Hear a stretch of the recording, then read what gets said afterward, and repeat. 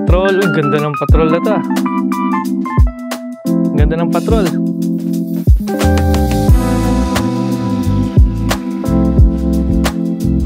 Ayun guys, so good morning. Papunta tayo ngayon sa Sundays sa Maginhawa. So food photography tayo ngayon. Very simple lang to. So menu shoot lang tayo. Enjoy ito guys. Masaya and masarap yung food doon. So yun guys, tara, good morning. Samahan niyo ako. Dito na tayo sa Maginhawa. So ito yung Sundays. Kaso wala tayong maparkingan kasi puno. So, waiting tayo kung saan tayo magpa-park. Pero hopefully malapit na kasi marami tayong dalang gamit. So ilaw, trolley, softbox, lightbox, tripod, standee, tsaka probes natin. Nakapark na tayo dito sa Sundays. Grabe. Sobrang puno ng restaurant nila. So very happy for you guys, Erica, tsaka brother Ernest. So yun guys, habang nakapark tayo, may lumapit na customer din ng Sundays, si Sir Ariel. So naka VF3 white din pala siya. So naka VF3 siya. So dumaan siya, umikot siya sa car. Sabi ko parang interested si sir. Pagbukas ko ng bintana, binanggit na yung pangalan ko. So sabi ko, uy, kilala ako ni sir. Yung pala, may VF3 din si sir na naka white. So Sir Ariel, happy eating dito sa Sundays. Nice to meet you. So ayun guys, tara, set up muna tayo tapos shoot na. Dito tayo sa Sundays. So set up lang tayo. So guys, dala to lahat ng VF3.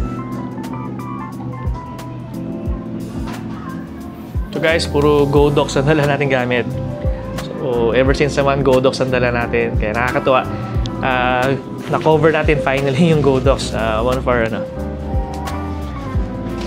of our good brands na laging ginagamit sa photography natin.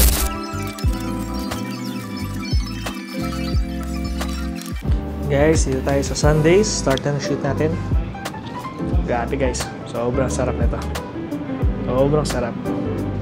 Guys, ito shoot natin ngayon. New drinks, food. Sobrang sarap na food nila and lagi tayong kumakain dito. Guys, tara.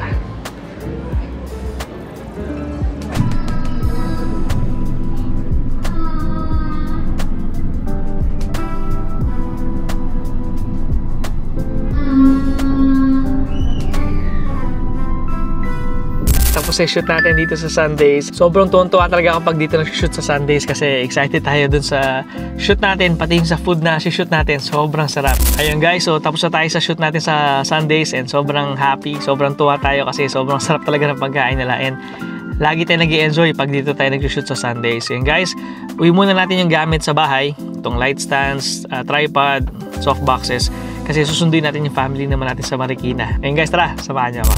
The next day. Morning, August 27. So, celebrate lang tayo ng birthday sa Clark with family. So, wife ko tsaka daughter. So, si Mazda 3 na yung dadali natin kasi after ng Clark natin, dediretso tayo sa Morong Rizal. So, more or less, 300 kilometers siya back and forth na. So, yun guys, tara. Morning, samahan niyo ako. Guys, so good morning. Nandito ngayon sa Petron Marilao. So, kaka-park lang natin. So, magbe-breakfast lang kami tatlo. Tapos noon, diretso tayo sa Clark. So, yun guys, tara. Samahan niyo kami. Ayun guys, so dito tayo ngayon sa Total, sa NLEX. So papunta tayong Clark, so 50 kilometers na lang. Ang dala natin si Mazda 3. So di natin nadala si VinFast kasi 300 kilometers ang biyabihin natin total. Kaya medyo tayo, alanganin. Tapos after nito, diretso pa tayo sa Morong Rizal. So Mazda 3 ang dala natin. So yun lang guys, tara.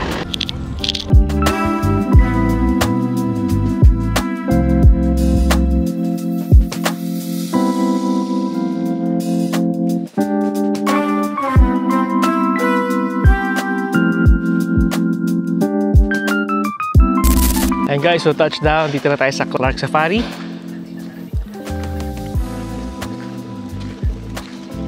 Actually parang walang tao, weekday to eh. So Wednesday, walang katao-tao. Pero buti na lang may potato corner. Guys, ang ganda. Fortuner na naka safari setup. Ang ganda. Hyundai Matiz ata to eh. Ganda, naka-safari setup din siya. Matiz ba to? Ay, wala. Hindi nakalagay.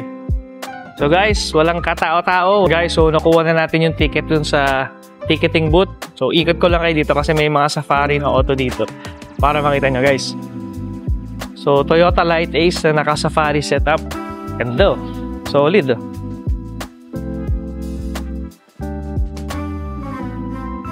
Ayun. Para pa mga auto dito. Ang cute ng Pando. Uy, galing sa Hilux to ah. Putol oh, half cut. ATV. L2 or Isuzu Fuego. Hyundai, Volvo, Pajero, Patrol. Uy, ganda ng Patrol na to ah. Ganda ng Patrol. Wow.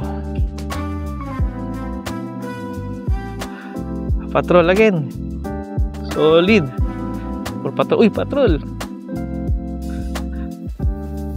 Patrol. Ganda oh, Toyota. Anong model to? May roof, ano pa siya? Roof box pa siya. Gran Via. Ang ganda. Trooper oh. Hilux. Hilux.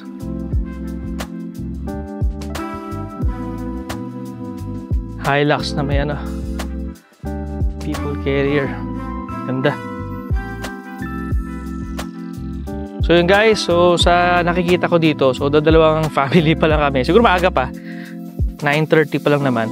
So ang gagawin ko dito is kukunin ko lang yung mga gamit dito na iwan ni Mrs. So ito lang, tayo lang nakapark ngayon dito.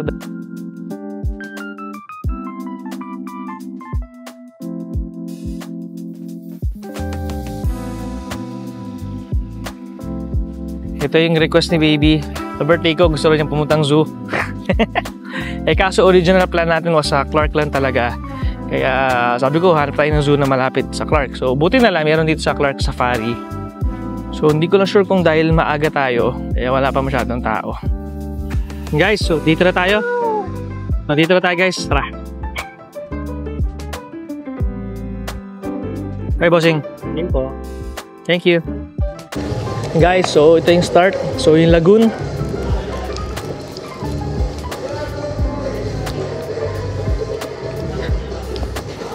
Tara. So guys, medyo mainit talaga. Talagang mainit. Parang summer.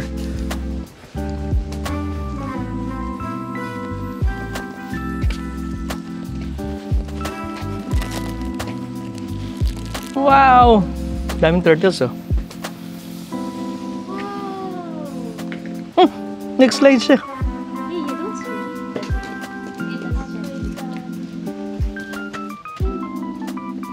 Don't shout me. Oh, she's so pretty.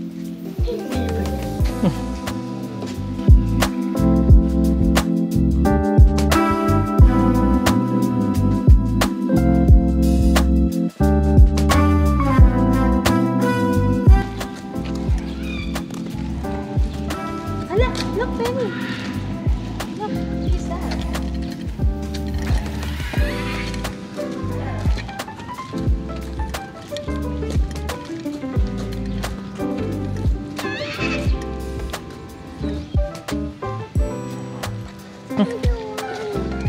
Meerkat.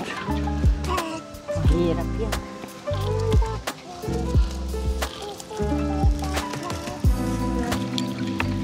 Just like a mouse, right? And guys, so tapos na tayo sa Clark Safari Adventure natin. So grabe, sobrang init. Ako na pinakuha ng auto kasi sobrang init talaga. So guys, hindi na tayo dalang family, medyo marami na. After lunch, marami yan. So guys, diretso na tayo sa hotel. Tara. Ayan guys, so dito tayo sa Pure Gold. So guys, ito yung Pure Gold na puro dollars ang ano, presyohan nila.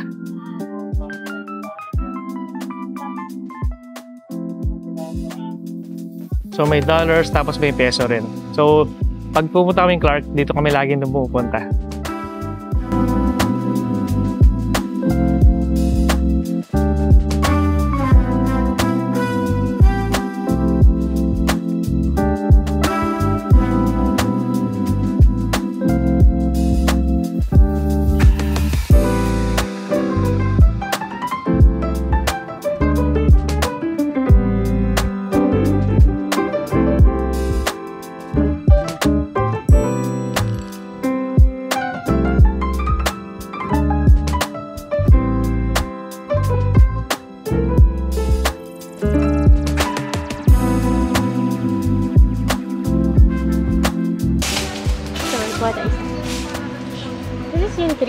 Sige na lang. Ito yung 150.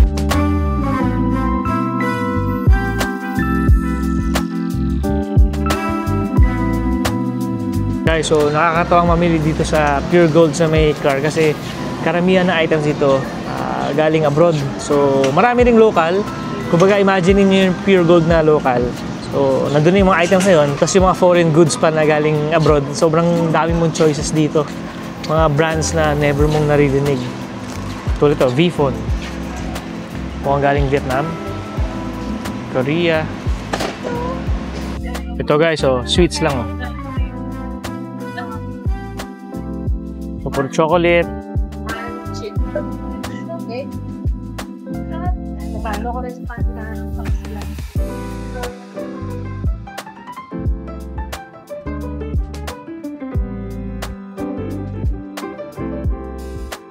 Ayan guys, so good afternoon. Naiwan na natin yung gamit sa hotel. So nakapag-check-in tayo. Early check-in. Ngayon guys, kakain tayo sa Korean barbecue dito sa Clark. So yun, tara, samahan nyo kami. Dito tayo sa Grill Soul. So dito tayo magla-lunch. Sobrang hirap mag-park. Kaya doon tayo sa Here Coffee nag-park. Mag-coffee tayo doon sa Here after itong Grill Soul natin. So guys, tara. Si Kuya nag-grill. What? So, medyo nag-order tayo ng separate meals. Kasi dapat set meal siya. So, dadalawa lang kaming kakain eh. Kaya, hindi na yung set meal ang in-order namin.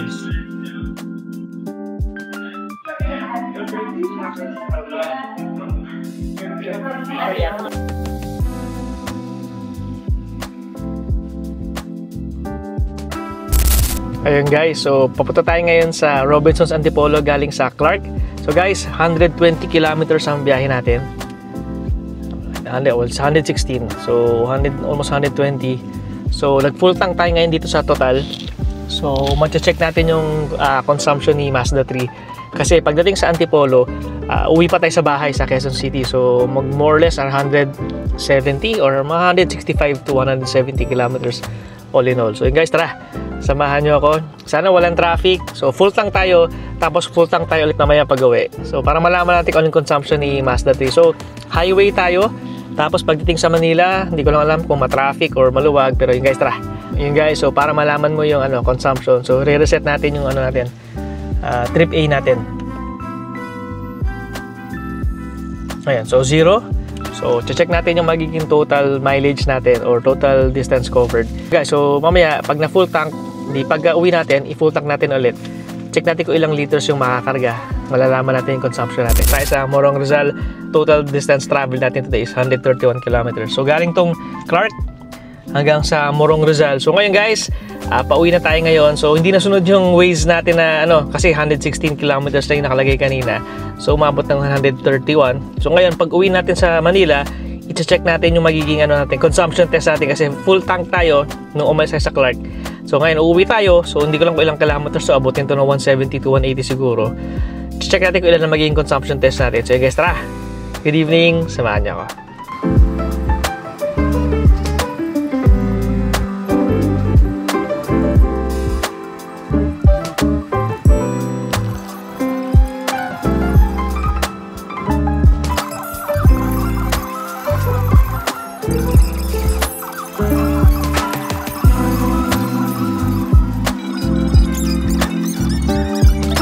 Quezon Avenue, 170 kilometers tayo all in all from Clark to Morong Rizal hanggang bahay. Sayang hindi ko na simulan nung from bahay muna to Clark. Nag-start kasi tayo half bar eh. Ito na pinaka-best computation natin ng consumption ngayon. So, nandito tayo ngayon sa Uni Oil sa may Quezon Avenue. Papa-full tank tayo ulit. 170 kilometers. Check natin kung ilang liters ang makakarga. Sige, extra.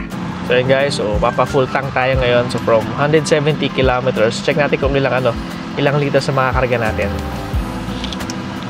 Kasi yung 5 gas 95 po. Salamat. Kapag full tank na tayo, so 897 pesos. Tapos yung liters na nadagdag is 15.6. So check natin ngayon guys kung ilang kilometers per liter ang natin, consumption natin. Ayun guys, so 170 kilometers yung nabiyahe natin today. Ang kinarga natin guys is 15.6 liters. Kaya kabasa diba? Ayan, so 15.6. So 170 kilometers divided by 15.6. So nag-11 kilometers tayo. So nung pauwi tayo, medyo hirit-hirit na yon. Umakit pa tayo ng Morong Rizal. So 11 kilometers ang ang ating consumption.